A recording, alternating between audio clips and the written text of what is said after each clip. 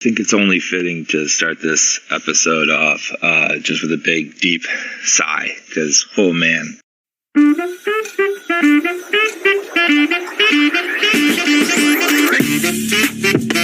Oh, you are teeing this up so good.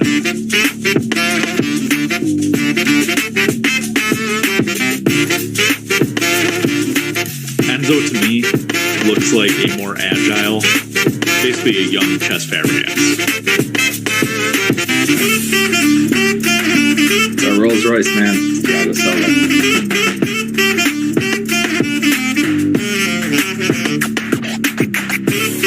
Messi is the Jorginho of international football. That was a dumb take.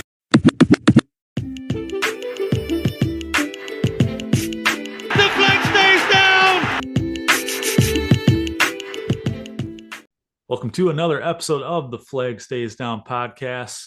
I wish I could say it was Stash Season Edition, but Parker shaved after sending us a great picture in the group chat this week.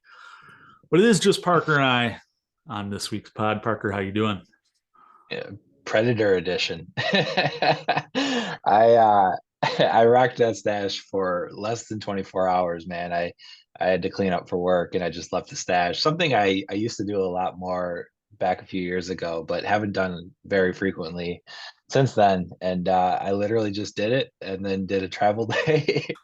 I'm sitting here in Nashville. I can hear live music out my door because I am just a stone's throw away from Broadway Street, right next to the Bridgestone Arena where the Preds play. So I am in Nashville proper, and it's good to be here. Just here for a few days for a work trip. So man, what a day though. I was able to sneak out during the work day. I had a pretty busy work day. I was able to duck out though to a pub and watch the match. So all things considered, man, life's good. Just because, not very many times this season have I been able to watch a good match like that, because I think that United match I didn't get a chance to watch where we pulled off the miracle. But to watch a 6-0 win was pretty awesome. So I'm in a good mood. How are you doing, man? Oh man, I'm right there with you. It's good. I hate Monday games, but it's good to start the week with a win, and it's good to start the week with a 6-0 win. Oh man, fantastic. But I don't know, man. I got some anxiety coming up with our fixtures. Not only that, but I've got the Brew City Half Marathon on Saturday, which I'm also anxious about. So it's gonna be a stressful week. Are you more impressed with the 6 goals, or are you more impressed with the clean sheet, the 0 conceded? Because I don't know which one's more rare for us right now, because we've been scoring goals. The fact that we didn't concede, though, I was very happy with. So which one are you more impressed with? Oh man, the scoring goals I'm almost used to at this point with the season. The clean sheet though, man, I don't know. I've seen this exact same game play out where we then concede. You and I were both joking in the group chat about how are we going to bottle this. Beto looks terrible up top for Everton, just terrible shots. But I mean, that's a Sean Dyche team right there. So I'm going to take the 6 goals in this instance. I like it, and you're right. 6 is a rare number, but the clean sheet has been elusive for us, and I would have been fine with us scoring 3 goals and then hanging on to a clean sheet, because 3 goals isn't enough to win matches. We just haven't. Our defense hasn't locked up, and I know that looking back at that match, we tried to give away a couple of goals. But we didn't, and that number ends up being a 0, and I think that's a big confidence booster for the squad too, not just up front, because we have scored a good amount of goals this year. It's really been the tightening up at the back and not letting them in. And so anyway you spin it, man, we had 0 go in, and I'll take it. But hey, you want to know what? Goals scored, and we got a goal scorer. First 20 goal in the league score that we've had since Aiden Hazard, and that's Cole Palmer. Oh man, I don't even know. He had the perfect hat trick, and then he adds a penalty. Is that the perfect quartet? I think so. I don't know if anyone's done a perfect quartet before. Yeah, God, I think I saw somewhere that he's the first Chelsea player in the Premier League era to have 2 hat tricks in a season. Do a hat tricks in the league. In the So league, yeah. so someone's done it where they did it like at one game in the FA Cup and one game in the league, but 2 games in the league since the Premier League was a league. So since like 92, which is amazing. And you think of all the players that have come through Chelsea: Drogba, Costa, Hazard, Willian, Juan Mata. There's a lot of talent there that could not accomplish that. And I think, oh man, he's only 21. How much better can this guy get? Every time that the myth seems to be, growing, it just kind of like you look the other way and it just kind of keeps happening. I mean, to have hat tricks in back-to-back games at Stamford Bridge is something, and obviously that United hat trick was special when given the timing of those goals. But he did it in the first 30 minutes here against Everton too, which is also pretty damn special. And to do it in a variety of ways, I mean, that's the stuff you love to see. The nutmeg to the give and go with Nico, finish with the sweet left foot on the first, first timing it. That was amazing. He scored with his head, and he's not going to get a lot of credit for what he did against to capitalize against Pickford's mistake. That was no gimme. I mean, he definitely nicked it, and then pretty damn quick took that shot on his weaker right foot. And in real time, I thought he overcooked it. I thought he overhit it, and no, it was perfect. So he's not going to get a ton of press for that goal, and obviously it's a big goal because it seals the hat trick. But that's an impressive goal. Yeah, he could have easily bottled that, or 2/3 of our team could have easily bottled that same shot. And against one of the tougher defenses in the league, Everton prior to this match had given up 41 goals in 31 games, something like that. They were averaging giving up about 1.3 goals a game. Cole Palmer alone drops 4 on them. 6 as a club. This is what we were hoping for when this whole rebuild happened. And so it's not going to happen week in and week out, but the flashes are there that offensively this team can click with Cole Palmer on the pitch. Yeah, and I just think, like, you've talked a lot this year about the pains of last year and the pains of the years that have happened since the fateful Champions League win, and to have a true goal scorer is just something we haven't had in a while, and it's really fun to watch. Someone who seems like he's rising to the occasion. He wants the ball in big moments. He doesn't seem to be fazed by the pressure, and his celebrations are I'm looking into him and I'm saying, like, he expects to do this. Like, this isn't shocking him. He knows his talent, and he's like, yeah, I'm that guy. Like, this is what I was built to do, man. That's what I love to see, is like, you could call it a little cocky. He's borderline on that cocky line, but he expects a lot out of himself. So I'm here for it, man. And a 20 goal scorer is something we haven't seen in a damn long time. I think he's already surpassed the amount of goals that Kai Havertz had for his time at Chelsea, which is, impressive to do. He's not doing it like the way Jorginho did, with he's only scoring penalties. He's leading the team, and he's doing it every which way, which is just exactly what you want to see. Since March 2nd, 11 goals, 4 assists. Crazy. Jesus. He's at 5 man of the match awards, at least on courtesy of Who Scored, in his last, 6 games. And I don't know if I've ever seen, maybe once before, where I've seen a 10 on whoscored.com. Even when someone's had like a hat trick, it's been like a 9-8 or 9-9, but to have just a 10 is pretty incredible. And he's got 2 in the last 2 weeks. Yeah, the boy's special. I know a couple of weeks ago we talked about, like, what is his ceiling, and since that discussion to today, right, he's kind of surpassed our expectations, or at least mine. And I see bits and pieces of this team kind of coming through where it started off as a really, really rough season. And right now it's looking like a season that has been picking up momentum. Now, not without its setbacks, of course. We are volatile and we could just completely shit a brick against City in the FA Cup coming up here. I get it. But I like what I'm seeing because I'm starting to see more positives than negatives. I'm starting to see more positive results than negative results, even though the negative results are still there. The drop-offs, the let-offs, the who is this teams, those are still there. But they're starting to become more and more pushing towards the this is us. And I have been looking for something to be excited about for a while. And Cole is at the heart of what I'm excited about right now. Let me ask you this. I kind of floated this in our chat earlier today. I know Chelsea aren't doing much in Europe, not at all anything in Europe. They're not doing much in the league, sitting ninth right now. The numbers he's putting up, though, he's tied for the Golden Boot race with Erling Haaland in England here.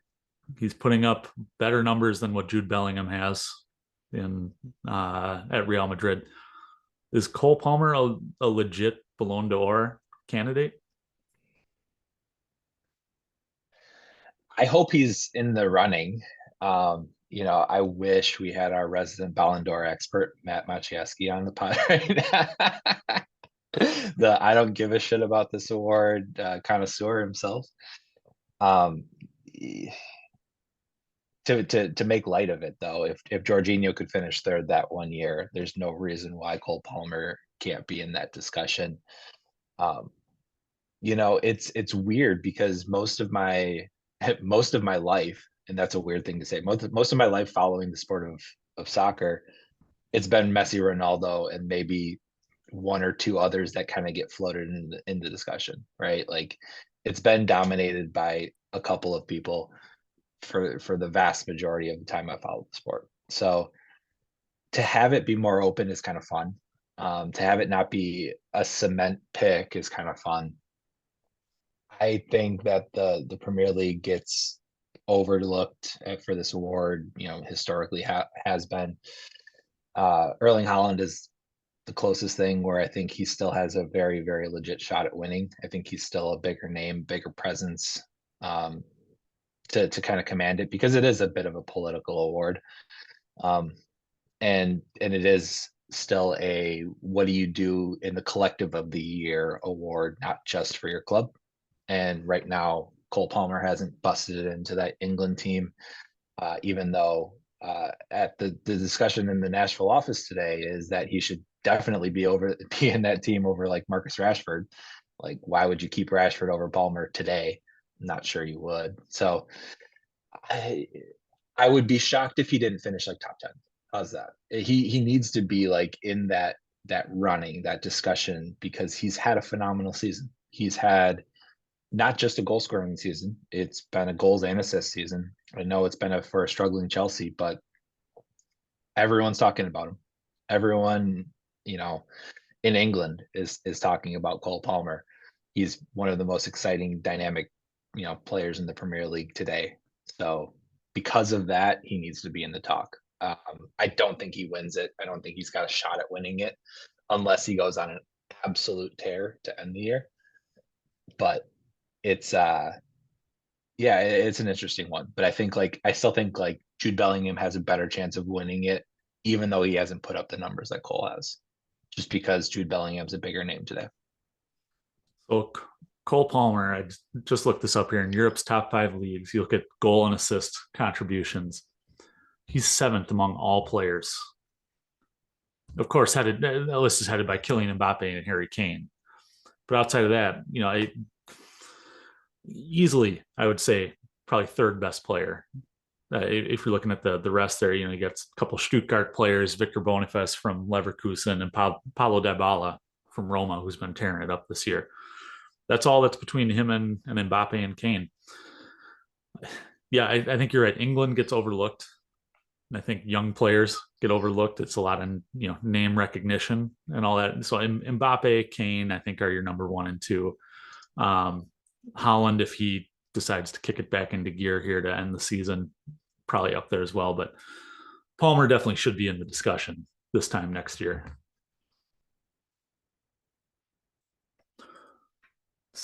So What does what? Sorry, I was on mute, so apologies. What is the cutoff for like young player in that award? Do you know? I want to say Uh, it's 22. So he should at least be young player of the year. Or what do they call it for UEFA Golden Boy or something like that? God, that's such a terrible name if that really is Yeah, the. it's dash season. No, he at least Premier League Young Player of the Year. I think he has that locked up. Phil Foden's having a good year at City, but I don't know to do it in this Chelsea team. It's one thing to do it with City, where you're playing with world class players up and down that lineup. Cole Palmer's Mr. Do It himself here at this point. So I think he's running away with the Premier League Young Player of the Year award. Yeah, and then I think it's between him and Jude for the UEFA award. And so, I mean, I think that's a fair fight, right? I think that's a two top young talents that are dynamic. And Jude started the year just like a bat out of hell, man. He started the year on fire. So if he does win it, like I understand, like it will not come as a shock. It will not come as a surprise. It just it kind of is what it is. But you know, again, I'll laugh at the fact that Jorginho was in the race a few years ago, but it's fun to have a player that's getting recognition on a global scale. It's something that I'm not used to as a Chelsea fan. I always thought Eden Hazard deserved more credit than he got, and people picked like a Luka Modric over him every day of the week, and to me, I was like, those guys strike me as similar, right? They strike me as playing on the same level, not that Luka Modric is light years ahead of an Eden Hazard. Like I'm watching Hazard go up against three defenders in the Premier League and make them all look silly and scoring goals. So Luka Modric, great, just didn't strike me on the same level. And I'm not a Real fan, and I didn't watch them, week in week out either. But I always thought he deserved more credit, and we just haven't had a guy like that. So it's a fun discussion, man. It's a fun spot to be in where Cole is just lighting it up, and I hope he gets his flowers for the England team too. I hope he gets a chance to show out a bigger stage like that. That was me. My next question to you is: Euros coming up this summer. It's crazy to think, but does Cole Palmer get into that starting 11? Does he beat out a Phil Foden? I don't know. Jude Bellingham, I think, has the 10 on lock. I don't know, man. I think Cole Palmer might have a tough time getting a starting spot in that lineup. I agree on paper, but where that this England team, I'll just say the perpetual England team, historically has underperformed in big matches. And one, I think Cole Palmer can help their team, not hurt them. And two, like if they don't perform, you've got a guy where he's ready to go at all times. And so either he comes off the bench, or it's kind of like next man up. Like someone's not performing the way that they should, you're not getting the results that you want. Like he will take someone's spot and not give it back. Like he just strikes me as that kind of guy, right? Where if he gets a spot, he's taking it, he's taking his chance, and he's not letting it go from there on out. Well, I think people forget that he basically did that here at Chelsea. I mean, we were walking into this season fully expecting Noni Madueke to be the starting right winger, Raheem Sterling on the left, Mudryk maybe filling in every once in a while. We were wondering where Cole Palmer would even fit into this lineup, and now I can't imagine a lineup without him. Speaking of, we all thought that Cole's best position was on that right wing, and Noni's hot cold, but Noni's shown that he can be one of our most dynamic and best attacking players. I think like consistently he's putting defenders in more dangerous positions and creating more shot attempts than the Mikhail Mudryk is. So with Noni on the right and then Cole kind of being in that 10 position, what do you think about that? Do you think what we lose in Cole being on the right, we gain with having both of them playing together? Or what do you think about that situation going forward? I think it really ties more into not so much the performance of the wingers, because I like the way Noni plays. I don't like his antics today, and we'll talk about that a little bit later. But I think it comes down more to what's the best midfield for Chelsea, because if you're going to run Caicedo, Enzo, and then Gallagher in front of them, you need to have Cole Palmer out on the right. But if you're going to play with two out of those three, like we saw today, I think Cole can flourish in that 10. I'm still convinced that Enzo's best position is more of that, not necessarily a 10 adjacent, we'll call it. Have Gallagher sit a little bit further back with Caicedo and have Enzo distribute there. And I think Palmer, he creeps in from the right anyways. So just let him kind of free float. I still think starting him on the right is our best option, but he has the ability to change a game through the middle. I'll give you that. That's interesting. And the Enzo in the 10 kind of spot throws me a bit, just because we haven't seen that a lot. But this is a couple of times now where it's been no Enzo, no problem. And I hate to say it, but the question's going to get asked, so I'm going to ask it anyway. But like, are we a better team without Enzo? And I think it's a crazy question. I really do. When I think about it just logically, I think it's nuts. But we're starting to see a couple of results with him on the bench where I don't want to say we don't need him, but it's just like, do we not need him? I'll ask the question. Let me float it this way to you. Do you think that Pochettino is not necessarily stuck with a system, but he's got his system, he wants to stick to it? Do you think Lavia's injury plays into the way that we line up?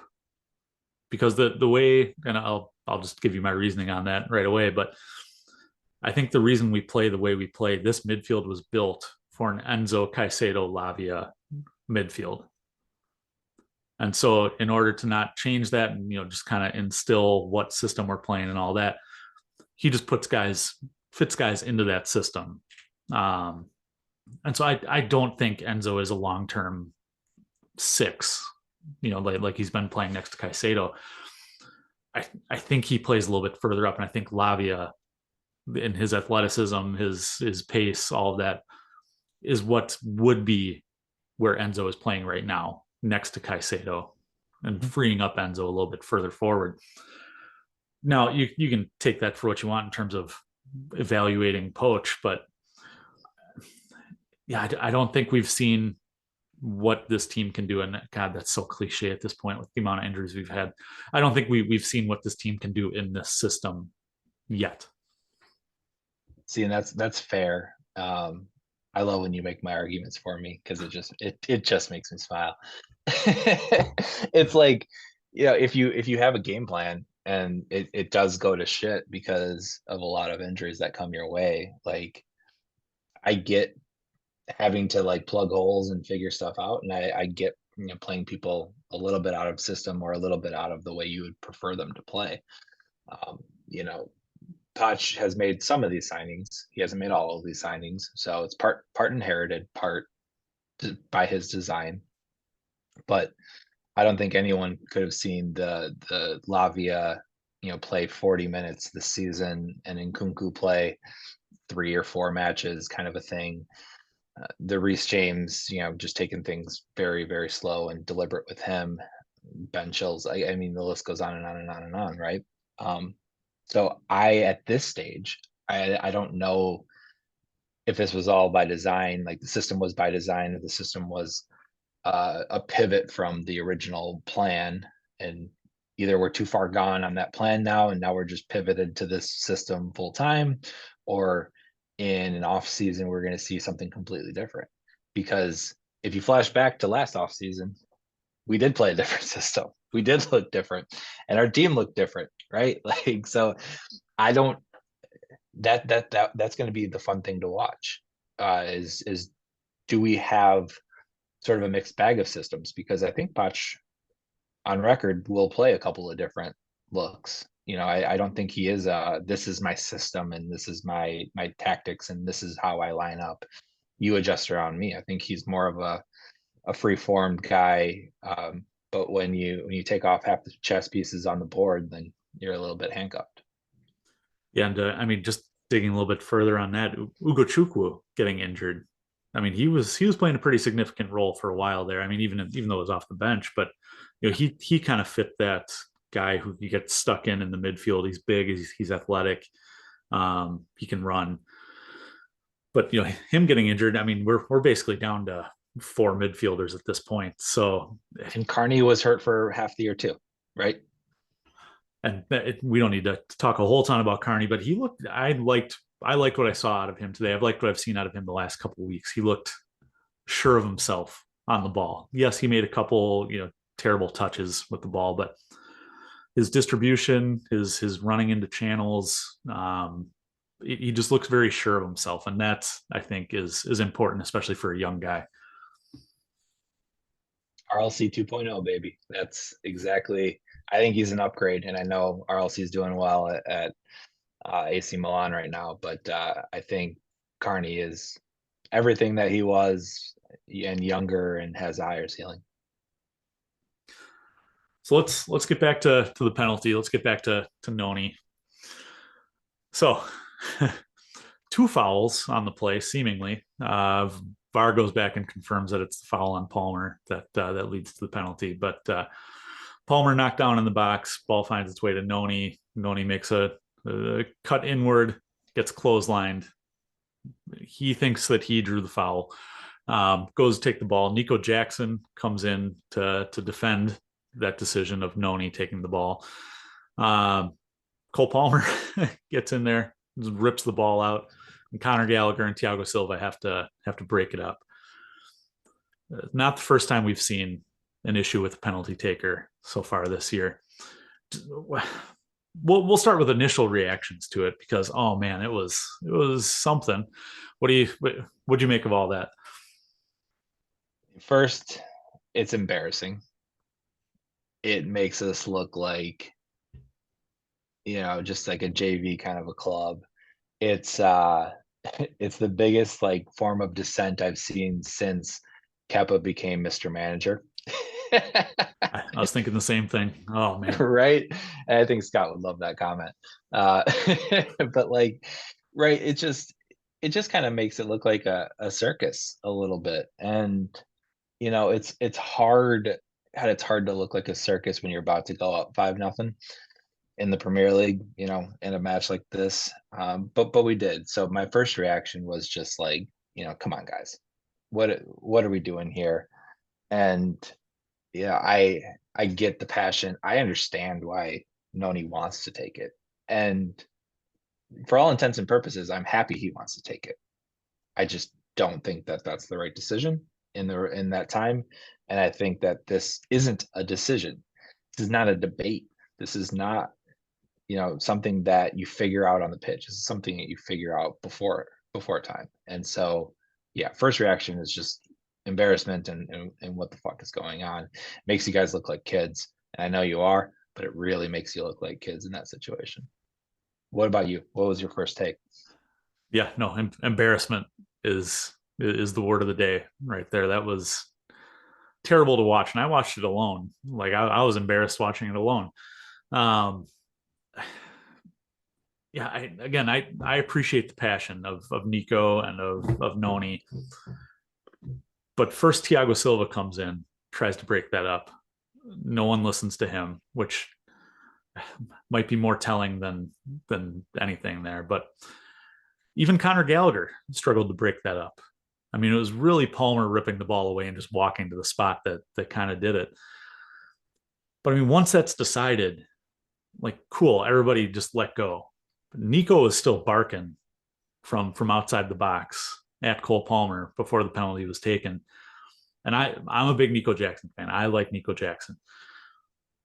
But this is your team, dude. This is not, you're not yelling at the other team. I like when he shithouses the other team. You cannot get in there. He had to be dragged over to celebrate the goal after Palmer scored it. At least Noni went over and congratulated Palmer on it. But you guys got to look a little big picture here. I mean, the guy already has a hat trick. He's in the Golden Boot race. He's 8 for 8 on the season. why? Why is this as big of a deal as it is? And it's something that, you know, happens once, fine, whatever. Happens twice, maybe. This is the third time. And Poach has come out in the past and said, we don't have a set penalty taker, which I don't agree with. I don't know his reasoning for it, but I don't agree with it. We talked about it. Was that last week already? Where okay, like captain needs to decide that. And seemingly Gallagher did at this point, which is good. But then you got to be listening to your captain. You got to be, you know, obeying captain's orders. It was just a shit show. It absolutely gave off Kepa vibes. Now it sounds like, one, it's been addressed. Two, that it's not a big deal in the locker room.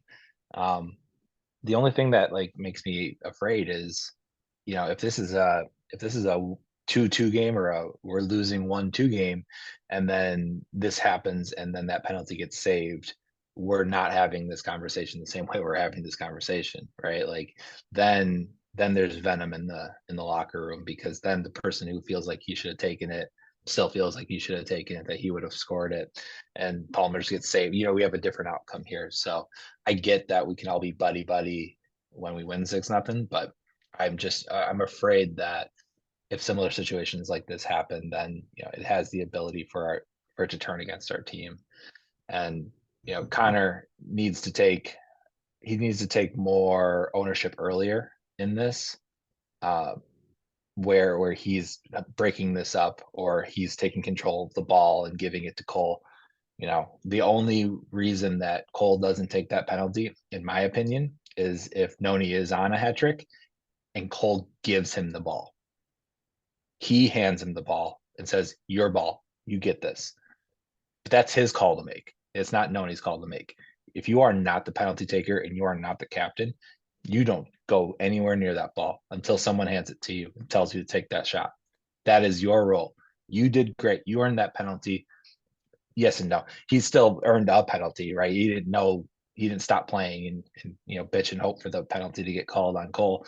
He played. He won a penalty. He did well. He did great to earn that. And I like that aspect of it. You did your job. Now you go to the line, and until someone tells you otherwise, you cheer for your team. That's how you handle business. That's you clocking in. That's you doing what you're supposed to do as a teammate, as a footballer, everything around it. So a lot of interesting comments from players and staff after this one. You know, Palmer says, quote, the argument was over the top. We ended up laughing and joking about it, but the gaffer has spoken about it now. Pochettino comes out and says, I'm never going to accept this behavior like this again. Next time, everyone involved will be out. I'm not joking. And then goes on to say, everybody knew it was Cole Palmer. Cole is the taker. That's the first time we've heard that comment. Mm-hmm. But let me ask you this. Is it worse to have a set penalty taker and this happens, or to not have a set penalty taker at all, and then this continues to happen? Because we're getting talked to out of both sides of mouths here.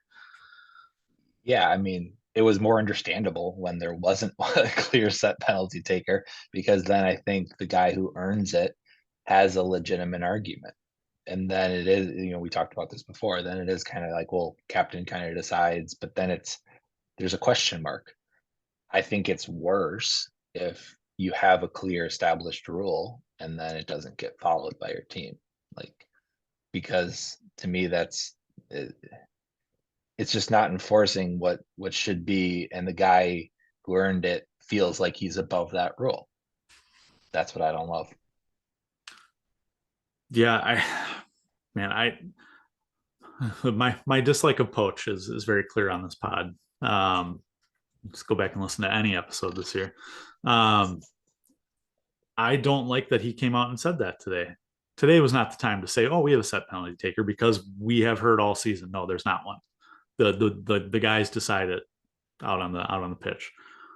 And now he's saying we do have one. It's Cole. Everybody knows that. Okay. I guess. It reminds me a lot of, and baseball reference here. The White Sox are just fucking terrible this year. I think they're like 2-14. I turned them off tonight, and they were already losing to the Royals. But Pedro Grifol, their manager, is a guy who seemingly just says what he thinks people want him to hear, and no one in the media.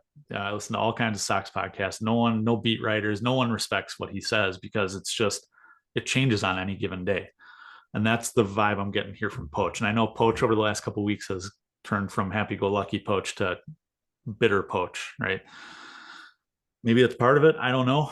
But it's not a good look from the manager. This would have been one where, maybe you get asked midweek, like, oh, okay, we've had this incident now 3 times. What's going on with it? And you say, okay, Cole's our penalty taker.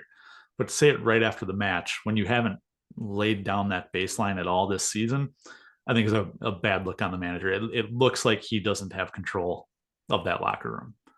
Yeah, and if I'm giving him any credit at all that this was a policy instilled, it was like, we're walking out. Hey, coach, who's taking him today? And it's like, Cole. Yeah. The number 20, 20. He holds up number hands, right? Like, like that might be the only explanation that was given, excuse me. And it's not a good look regardless of it, right? I mean, to say everyone knows that is the part of it that is very curious, because it's all about messaging, it's all about phrasing, it's all about context. And if you say, like, we've talked about this, it's a newer policy, but Cole now is taking them, there was still a bit of confusion, yada yada yada, bullshit about it, I don't care, right? Like, you say that there was some confusion about it, but we'll solve it in the dressing room going forward, and Cole will be the guy, right? Say something like that. That's something that we can all understand. Be like, oh, newer policy, different than what we've heard, still some confusion, shouldn't be anymore. Like, I don't know, right? Like, sell it. He's not the best at selling like some of those decisions to us. I know it sounds easy to do, but like, you just got to be a little bit understanding of where people are coming from with their questioning, and knowing how to take that in and just sort of, give the political answer and give the I'll tell you something without telling you anything kind of an answer. You got to kind of master that, right? That's what managers do. And I know we're used to that because of American sports and American journalism. You can look at clips of Greg Popovich giving nothing answers for about 32 straight hours, and it's beautiful, it's gorgeous, and I love every second of it because he does it with a stone cold face, and he doesn't give anything away, right? It's just great to hear and great to listen to.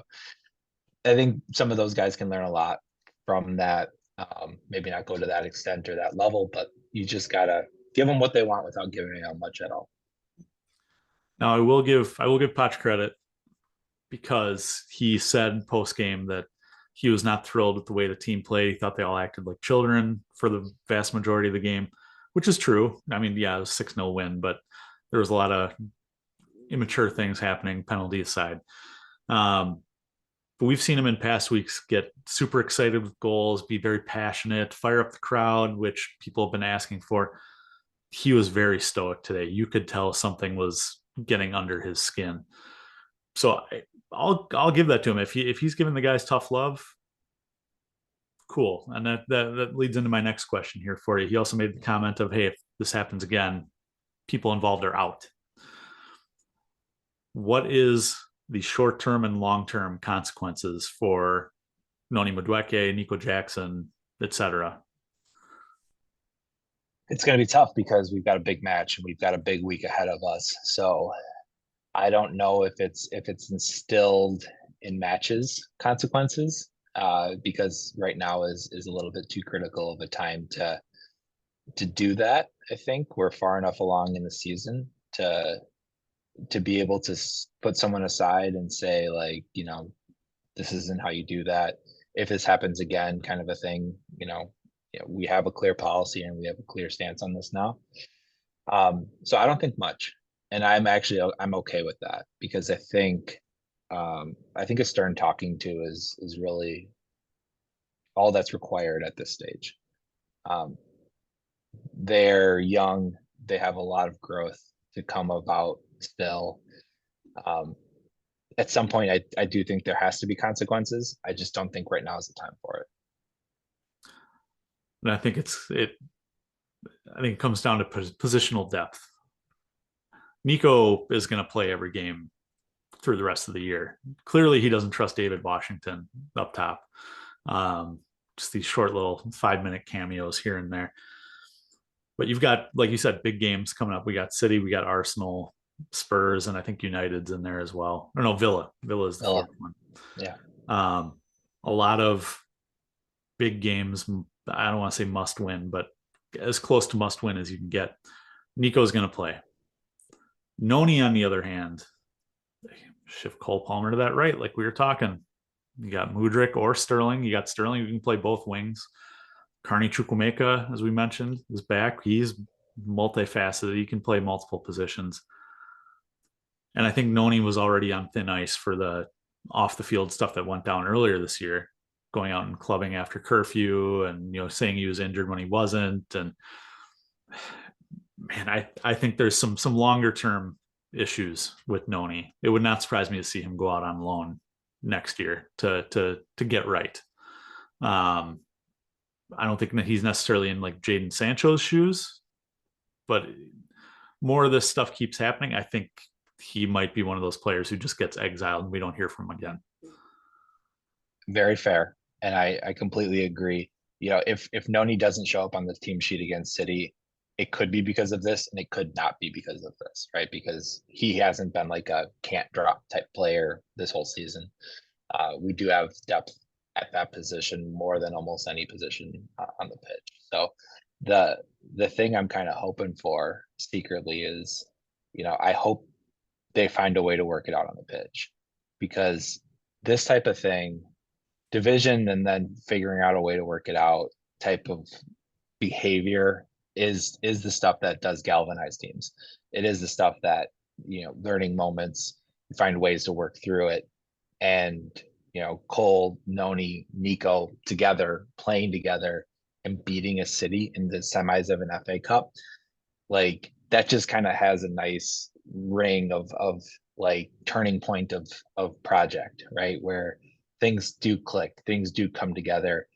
They were fighting on the pitch actively in the match prior, and then 6 days later, 5 days later, they come together and they beat City. Like stuff like that, if it happens, it could be great. It might not. That might be just rosy tinted glasses and things like that. And Noni might not play just due to squad rotation, right? It could very well be the case. But I'm hopeful that they find a way to work it out on the pitch. I think there's a lot to be gained from figuring out and working through tough times. I believe that this whole season, that this team that's very young on very long contracts at some point will look themselves in the eyes and say, we got to be better. We got to find a way to win, because I'm sick of losing, and I've never lost in my life before. Enzo's never lost in his life, right? Like Enzo's never been a part of a losing team, and I bet he's sick of it. So, I think that, looking your brother across and saying like, all right, let's go. I think that has the ability of doing some cool things. But I live in Disney fairy tale land, man. I don't know what to tell you. Well, with that tough run up coming here, we'll turn to the front three. What is your ideal front three with who's available for, again, this this run up of City, Arsenal, Spurs, and Villa? I think it has to be Nico. I think it has to be Cole. If you're playing three midfielders with the 10, Cole's going to be on your right. I'd be hard pressed to say that they're not best with that look. So it's going to be, Gallagher in like the 10-ish role, or Enzo in that 10-ish role, kind of floating between each other. And then I can't give it to Sterling. Sterling has been completely out of form. And so it's Mudryk, even though he didn't look great today, or as good today as he has in the past. I'm still giving it to Mudryk because, if I look back in the last month or 6 weeks, he has outperformed Sterling at every pace of it. So the wild card is Noni. Do you want him in that lineup or not? And today, gun to my head, if I'm lining up against City, Noni's not in that lineup to start, at least. I'm right there with you. I think the right and the middle are set. Palmer, Jackson. The left, I could go either way. I could be convinced, especially against City here, that maybe the experience of Sterling, but we've also seen Sterling kind of cave in on himself in big games. We know City's going to have a ton of possession. We know Arsenal's going to have a ton of possession. Man, having an outlet. Nico Jackson's a great outlet. He's got speed. He can make runs. But having somebody for Jackson to play off of who also has speed, I think Mudryk has to be your go-to for City and Arsenal. The other two matches, I think you can switch off. I could go either way on the other two, but especially for City, going up against Gvardiol and Ruben Dias, yes, send Mudryk on those runs. Just boot it and let him go chase it. I agree. He was not at his best today, but he had flashes where he looked real good. And we know that he's a form guy. He's a consistency guy. So give him another trot out. He hasn't scored a goal, so that means he has to start next match. He didn't have an assist, but he had that cross in the box that I think Nico took first time it got saved, and that was the Cole Palmer goal. It's somewhat of a hockey assist there. I mean, that was a great run to the byline, cross in to Nico, who had a great look at goal there. So, I mean, he didn't play bad. No, it's tough when Everton's going to play in a low block in this one like they did. But, City's going to play a little more open, and Arsenal we know is going to play a little more open. So yeah, let the guy run for those two at least, and see what happens.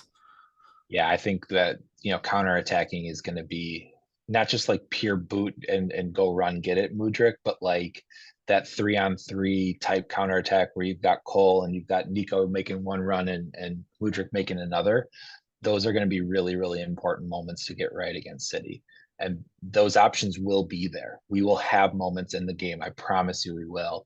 And it's just going to come down to our level of execution on them, because we're going to get 3 or 4 really good shots at goal just because of that. And I know we've got players that can have the quality to give our guys lanes to run into.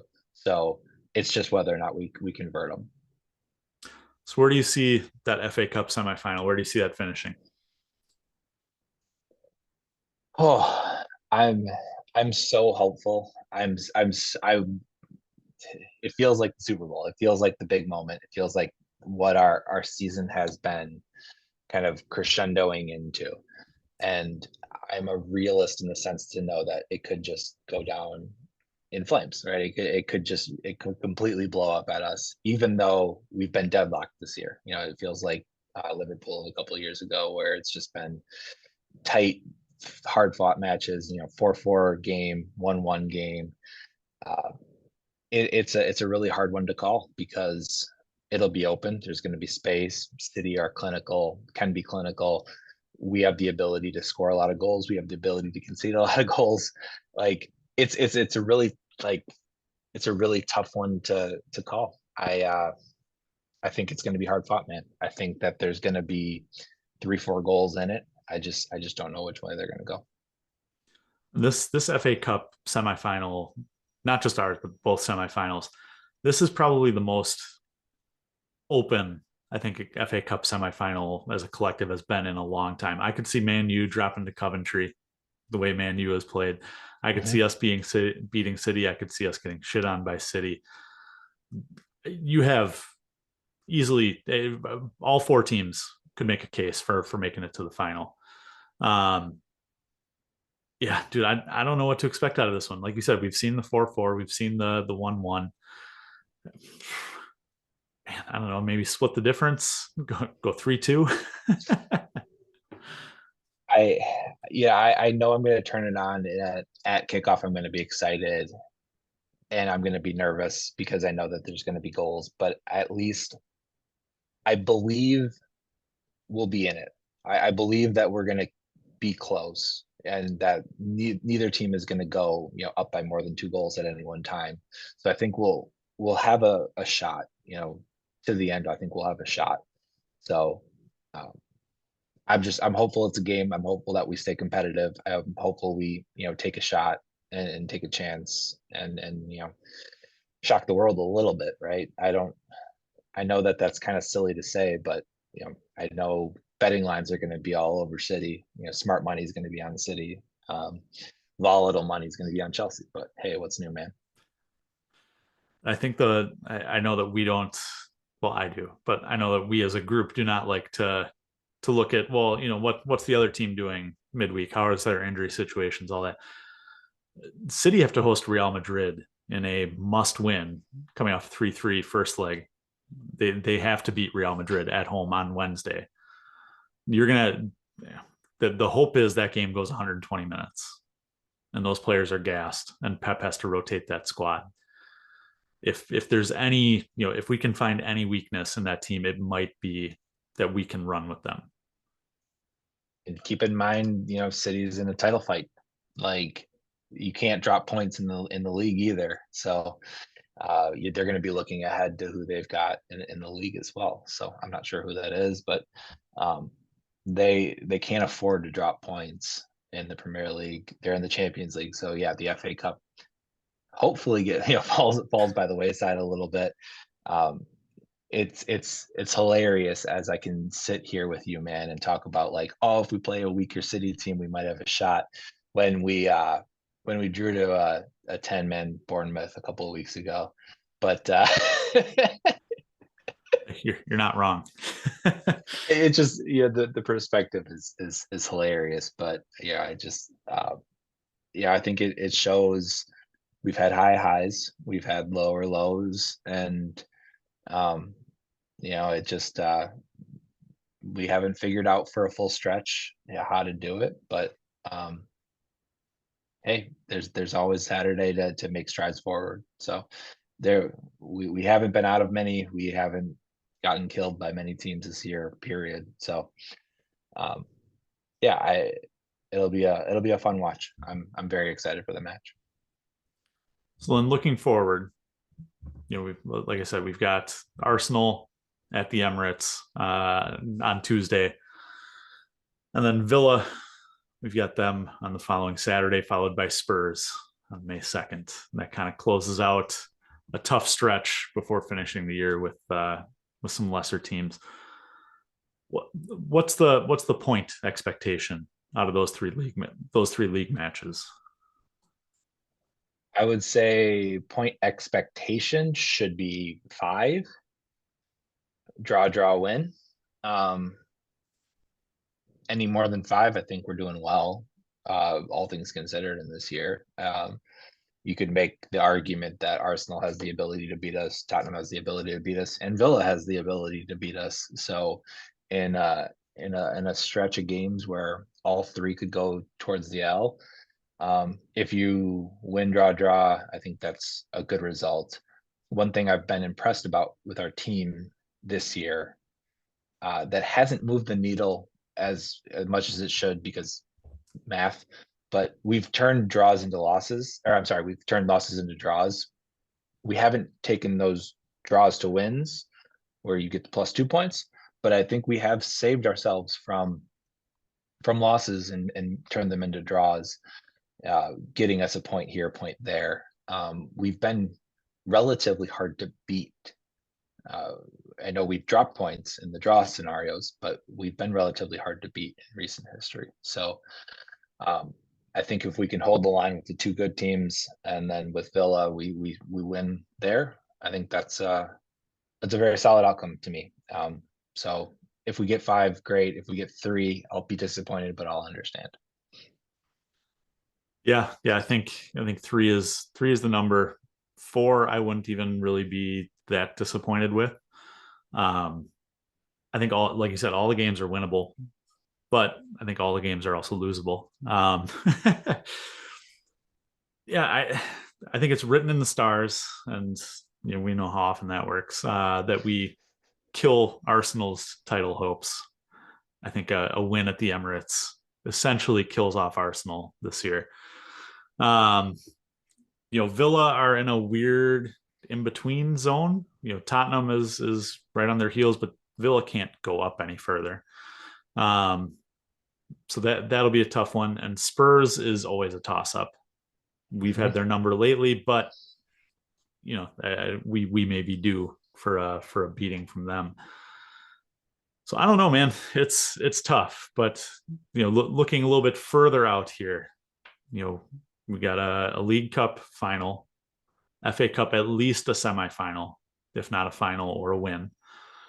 And then looking at the points and the game in hand and the rest of the table, I think there's a real possibility that we could finish at least in a Conference League spot, 6th or 7th.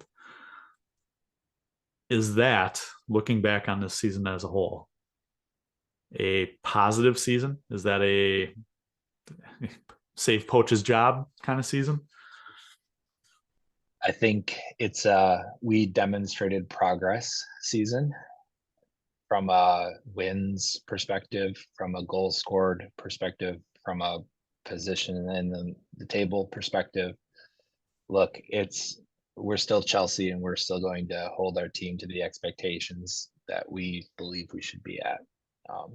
And to the fans that say this isn't good enough, I understand and I hear you, and I'm not trying to belittle that point because I believe the same things, but I understand what the message and the vision of the team is and how we've structured the team to do that. So I understand that process takes time, and that process takes some figuring out and a very, very steep learning curve. Being a Premier League footballer, I think the learning on the job is probably one of the hardest in the world. It's got to be the toughest learn on the job career you could ever put yourself in front of, especially one that has the expectation level that Chelsea does. So I don't envy any of those guys, even though they're very well paid for their services. I don't envy them because it's a whole lot of pressure on top of it. I want to see that hoisting a cup trophy would be phenomenal. That is something that I think we could get behind. If they won the FA Cup and took 10th, I think that's a win. How's that? So if they didn't even finish 7th or 6th and they win the FA Cup, that's a win to me, because that's winning a damn hard competition to win. That's a progress step forward that we haven't seen in a bit. From there, I think we can build, but yeah, it's progress forward. It's just taking longer than I think a lot of people want it to take. And we've done better at finishing. We've scored more goals. We've created more chances, things like that. Our defense, though, has taken a step backwards. So it's fix one thing, another thing kind of breaks mentality a little bit. The days that we were, giving up 0 goals where it didn't look like we had the ability to concede, which wasn't that long ago. That was a season and a half. The start of last season, it didn't look like we had the physical ability to concede. We only had to score 1, maybe 2 goals to win, most matches. So we're a different team than that team by far. And, we have the ability to score 3-4 a game. And we just have to make sure that the defensive side gets shored up in a big way where we're only conceding 1, maybe 2 a game. I think if that's the case, if we can plug the holes a little bit, we have a solid shot at being a hard team to beat. Yeah, and I think I agree. Winning the FA Cup, I think, solidifies Poach for next year. Getting into Europe at any cost saves his job. Man, I don't know about 10th though. 10th might bring that back to a 50-50 decision. Considering we've got games in hand, we've got point lead on Brighton, who's currently in 10th. I think it has to be 7th or 8th at a minimum, and then another cup final would say. So if we lose the City, where does the position have to be? 7th. I think it has to be back in Europe.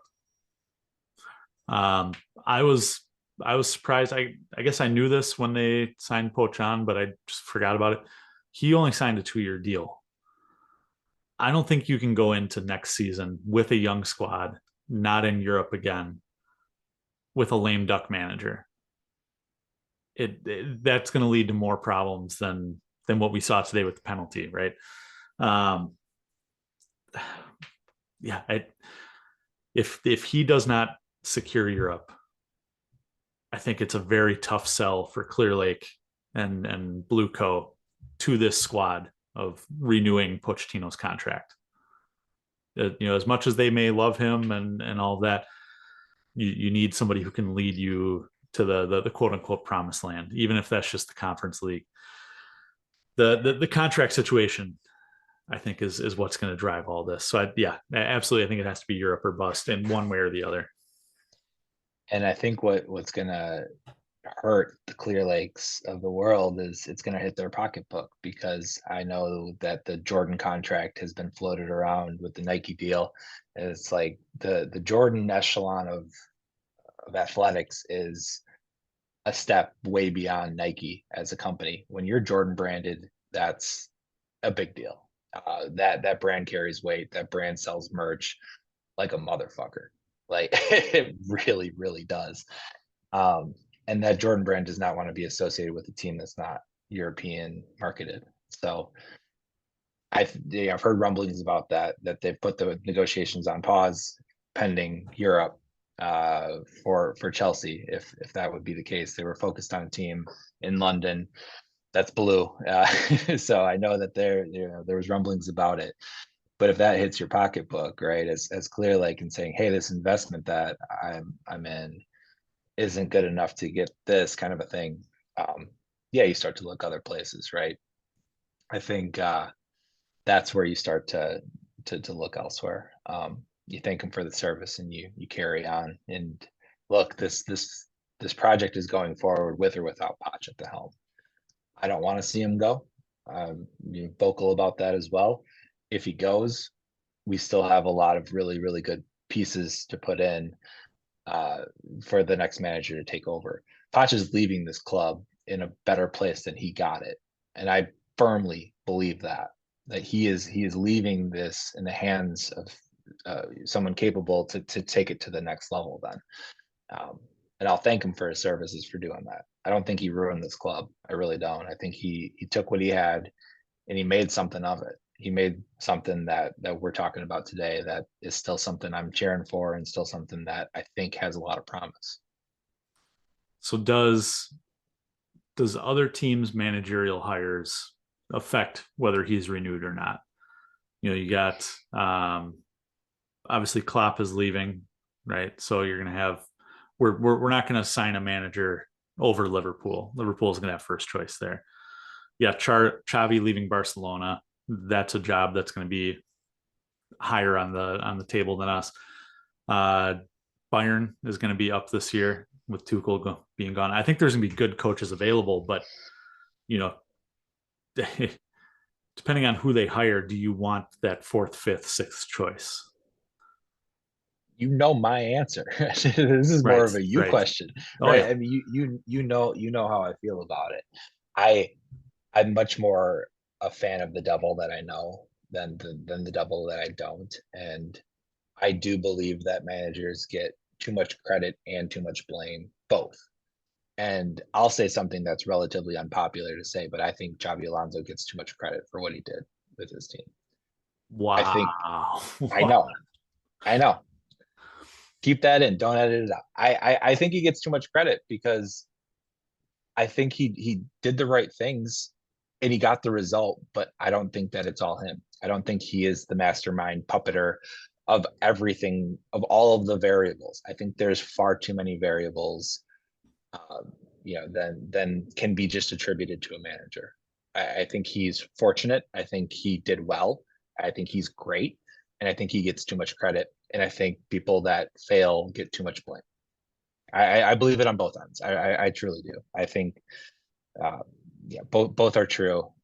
And I said that part for the reaction, but part not like far too much credit, but too much credit. I think he gets more credit than deserved in that situation, because he could have taken that team over and a couple of things go the wrong way and they couldn't be relegated. And I think he gets far too much blame in that scenario too. Yeah, I do think it comes down to who's available out there. I don't think Xabi Alonso is going to be available. I think he's already said he's going back to Leverkusen next year. But does Nagelsmann take Bayern Munich? We interviewed him last year, and I was high on him. I would take him. He's a guy who develops young talent and is a winner. As much as I hate him, I like Xavi at Barcelona, and he's done after this year. He's a guy who has brought through countless young players at Barcelona. I think he fits this project to a T. Now, if both those guys are gone, then maybe Ruben Amorim from Sporting, but the rumor is he's going to Liverpool. So those guys are off the board. Man, I think Poch may be here for another year again, depending on results. Would you take one of two former Chelsea managers in either Jose Mourinho or Thomas Tuchel? Actually, I would not for the memes. I would take Mourinho in a heartbeat, always. He's, just like how Frank fucked it up last year, but Frank will always be Chelsea through and through. I think Mourinho is Chelsea through and through. I think he puts in the right pieces. And, even if you're going to have him for 2.5 years, that's fine. That's the average life of a manager in Europe at this point. I would take him. Tuchel would be a tough sell. I appreciate all that Tuchel did. I was high on Tuchel after the Champions League win, but some of his, I don't want to say off the pitch, because everything a manager does is off the pitch. The way he handles adversity. We saw it at the end of his Chelsea tenure. We saw it at the end of his PSG tenure. We saw it at the end of now his Bayern tenure. He likes to throw the blame around a lot, and I think that that'll throw off teams, especially a young team.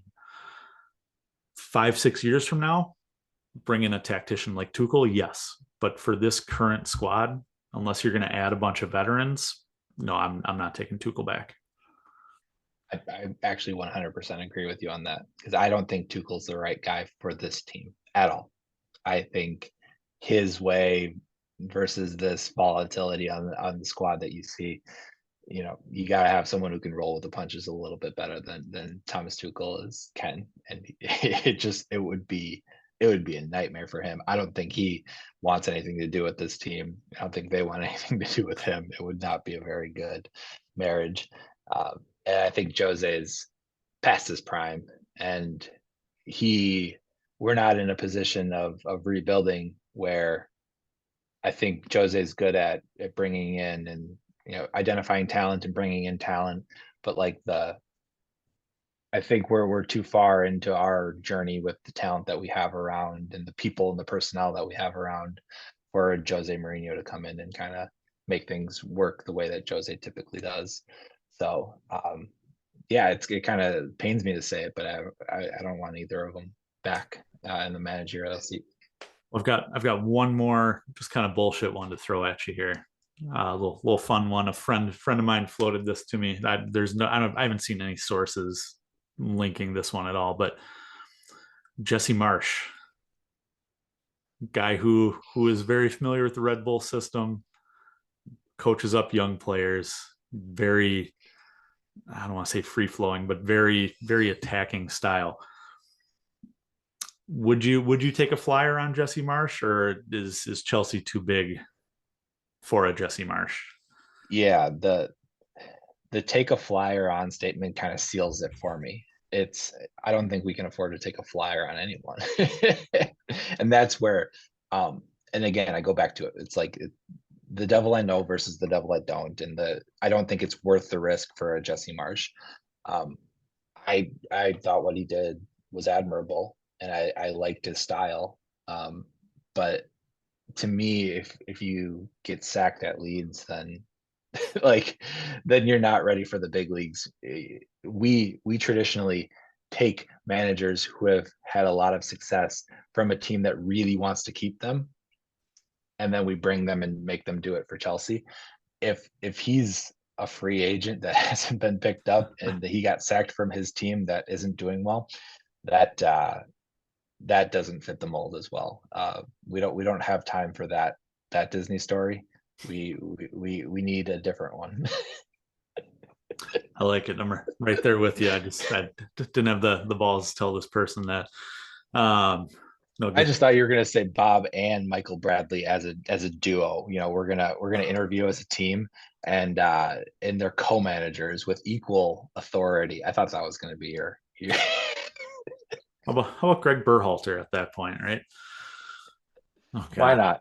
Why not, man? Just Americans only. Right. The Clear Lake bias clearly stands.